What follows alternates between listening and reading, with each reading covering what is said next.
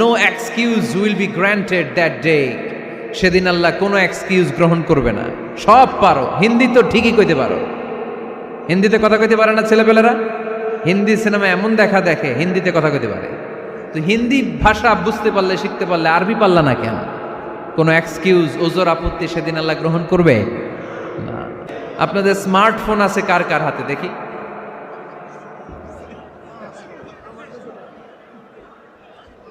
আপনারা কি analogue? Smart আপনি? মাশাআল্লাহ। তোমরাও কি স্মার্ট? হ্যাঁ, ঠিক আছে, হাত নামাও, হাত নামান সবাই।